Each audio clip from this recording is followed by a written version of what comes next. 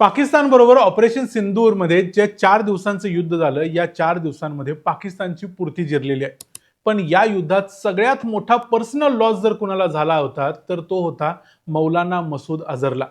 मौलाना मसूद अझरच्या बहावलपूरच्या कॅम्पवरती भारतानं हल्ला केला होता. या हल्ल्यामध्ये मौलाना मसूद अझरच्या घरातले जवळजवळ 14 लोक मरण पावले होते. त्यामध्ये त्याचा भाऊ होता, त्याची बहिणी होत्या, त्याच्या बहिणींचे नवरे होते, त्यांची मुलं होती, असे 14 लोक त्यानं गमावले होते.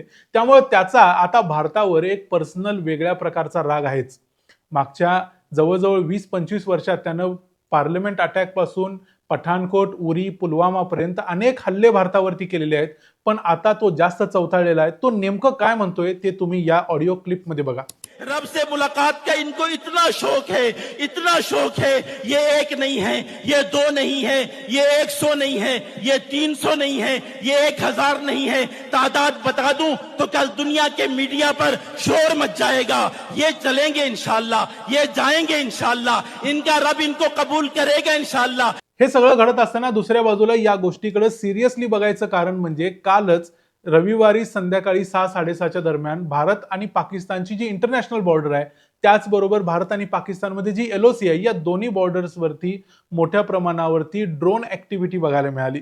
या ड्रोन ऍक्टिव्हिटीचं कारण काय, ते तिथं कशासाठी आले होते आणि त्याचा आणि मौलाना मसूद अझरचा या स्टेटमेंटचा काय संबंध आहे आणि याच्यामुळे येणारा 26 जानेवारी जो भारताचा प्रजासत्ताक दिन असणार आहे, जो अगदी जवळ येऊन ठेपलेला आहे, त्या दृष्टीने या गोष्टीला का सिरियसली घ्यायला पाहिजे ते सगळं बघूया आजच्या या व्हिडिओमध्ये. मी आहे रणजित यादव आणि तुम्ही पाहताय द मराठी बाणा. जैश ए मोहम्मद ही खरं तर एक आंतरराष्ट्रीय दहशतवादी संघटना आहे. म्हणजे अमेरिकेनं आणि संयुक्त राष्ट्रांनं देखील त्याला आंतरराष्ट्रीय दहशतवादी संघटना घोषित केलेलं आहे. त्याचबरोबर मौलाना मसूद अझर हा देखील आंतरराष्ट्रीय दहशतवादी आहे, पण तो आहे पाकिस्तानमध्ये. पाकिस्ताननं ऑफिशियली सांगितलंय की तो आमच्या भूमीवर नाही, पण तरी देखील तो पाकिस्तानमध्ये आहे हे सर्वांना माहिती आहे. पण तरी देखील मागच्या काही वर्षांमध्ये 2019 नंतर तो आजपर्यंत कुठेही दिसलेला नाहीये. पब्लिकली तो भाषण वगैरे करत नाही. पण इथं त्यानं जी ऑडिओ क्लिप जाहीर केलेली आहे, ती ऑडिओ क्लिप खरं तर जैश ए मोहम्मदच्या ऑफिशियल हँडलवरून प्रसारित केली गेलेली आहे. म्हणजे ती मुद्दाम बाहेर काढलेली आहे. त्याच्यामधून भारताला एक संदेश द्यायचा प्रयत्न केला असेल किंवा आणखी काही कारण असेल. त्यामध्ये असं सांगितलंय की 1000 पेक्षा जास्त फिदाईन म्हणजे ज्या लोकांना धर्मासाठी आपला देह त्याग करायची इच्छा आहे, असे अनेक लोक सध्या बाहेर यायला त्रस्त आहेत, म्हणजे तयार आहेत, कधीही ते भारतावर हल्ला करू शकतात. इथं खरं तर भारतानं अशाच पद्धतीचा एक व्हिडिओ करून त्यांना सांगितलं पाहिजे की जर एवढीच उतावळी झाली असेल तर सगळ्यांनी एकत्र या, सगळ्यांना एकाच वेळेला देवाकडे पाठवायची व्यवस्था भारत सरकार आणि भारताची आर्मी करायला तयार आहे. पण अर्थात हे सगळं कितपत होईल माहिती नाही, पण हे सगळं झालं पाहिजे. या गोष्टीकडे सिरियसली बघायचं दुसरं महत्वाचं कारण म्हणजे मी तुम्हाला म्हटलं तसं 5 ड्रोन भारताच्या सरहद्दीमध्ये म्हणजे भारताच्या एअर स्पेसमध्ये काल आले होते आणि त्यांनी तिथं येऊन नेमकं काय केलं हे कळायच्या अगोदर भारतीय सुरक्षा यंत्रणांनी त्याला स्पॉट केलं आणि त्याच्यावरती मशीन गननं फायर करायचा प्रयत्न केला. त्यानंतर हे सगळे ड्रोन्स परत गेले. जम्मू काश्मीरमधल्या पूंछ, राजौरी, सांबा, नौशेरा या सेक्टर्समध्ये हे 5 ड्रोन आले होते. तिथले गनिया, कल्सियान आणि चक बबराल नावाची जी खेडी आहेत, या खेड्यांमध्ये ते आले होते. याला सिरियसली घ्यायचं महत्वाचं कारण म्हणजे पलुरा नावाचं एक महत्वाचं एक बॉर्डरवरती असणारं गाव आहे. या गावामध्ये अशाच प्रकारे ड्रोननं आलेला एक शस्त्रास्त्रांचा एक जखीरा ज्याला म्हणतात किंवा शस्त्रास्त्र, अनेक शस्त्रास्त्र सापडलेली होती. या गावामध्ये 2 रायफल्स, पिस्टल्स, त्याचबरोबर मॅगझिन्स वगैरे सापडलेल्या होत्या. त्यामुळं या गोष्टीला आता भारत सरकारनं देखील सिरियसली घेतलंय. कारण या अशा प्रकारच्या ड्रोनचा वापर कशासाठी केला जातो तर पहिली गोष्ट म्हणजे शस्त्रास्त्रांची डिलिव्हरी करण्यासाठी. तुम्ही अनेक वेळा बघितलं असेल की ड्रोनच्या माध्यमातून ही शस्त्रास्त्र जमिनीवरती टाकली जातात आणि तिथं त्यांचे जे दहशतवादी असतील ती शस्त्रास्त्र उचलतात आणि ती त्यांच्यासाठी जे काही ऍक्शन असेल करायची त्याच्यासाठी वापरतात. दुसरी गोष्ट नार्कोटिक्समध्ये अनेक वेळा असं केलं जातं की जे अंमली पदार्थ असतात ते बॉर्डरच्या पलीकडून इकडे फेकले जातात. तुम्ही जर उडता पंजाब बघितला असेल तर त्यामध्ये हे दाखवलेलं आहे की पंजाबमध्ये कशा पद्धतीने ड्रग्ज आणले जातात. कारण ते पाकिस्तानच्या बॉर्डर आणि पंजाबची बॉर्डर एक भरपूर गर्दी असणारी बॉर्डर आहे. तशाच प्रकारे आणखी एक गोष्ट होऊ शकते की रेकी करण्यासाठी इथं आपल्या आर्मीची पोझिशन्स काय आहेत, कुठं जास्त मिलिटरी डिप्लॉय आहे, कुठून आत घुसता येईल, या गोष्टी बघण्यासाठी देखील याचा वापर केलेला असू शकतो. त्यामुळे या तिन्हीपैकी कुठल्याही कारणासाठी जरी असला तरी तो सिरियस यासाठी घ्यायला पाहिजे की 26 जानेवारी तोंडावर आहे आणि 26 जानेवारीला भारतात काहीतरी घातपात करायचा प्लॅन दरवर्षी या दहशतवादी संघटना करत असतात. आणि मागच्या काही दिवसापूर्वी नोव्हेंबरच्या 10 तारखेला दिल्लीमध्ये लाल किल्ल्याजवळ एक कारमध्ये बॉम्ब ब्लास्ट झाला होता.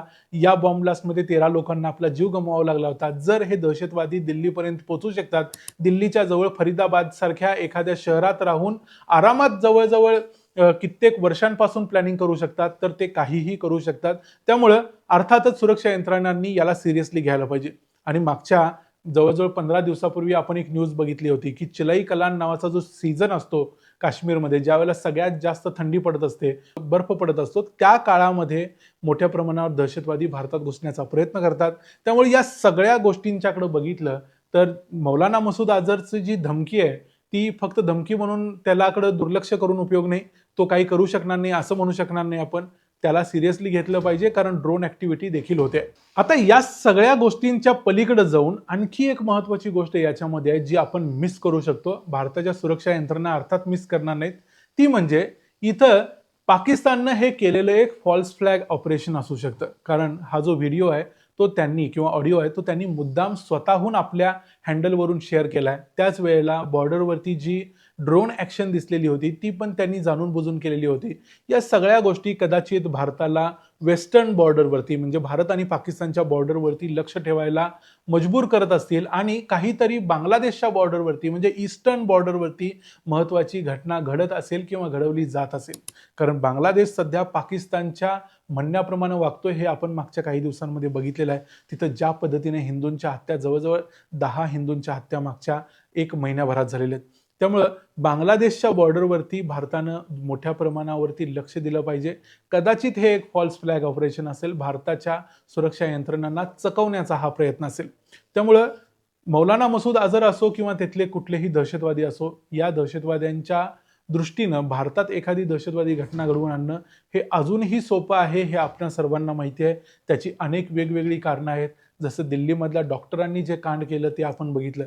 त्यामुळे या गोष्टीला सिरियसली घ्यायला पाहिजे. दोन्ही बॉर्डर्सवरती आपण सिरियसली या गोष्टीकडे बघितलं पाहिजे.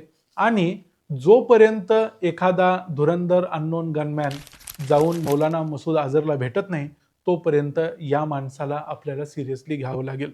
याविषयी या मुद्द्यावर आपण इथंच थांबूया. अर्थात आपल्याला जास्त घाबरायची जरी गरज नसली तरी सावध मात्र राहावंच लागेल. सावध राहणं हे नेहमीच चांगलं असतं. या व्हिडिओमध्ये इथंच थांबूया. पुन्हा भेटू पुढच्या व्हिडिओमध्ये. तोपर्यंत पाहत राहा द मराठी बाणा. जय हिंद, जय महाराष्ट्र.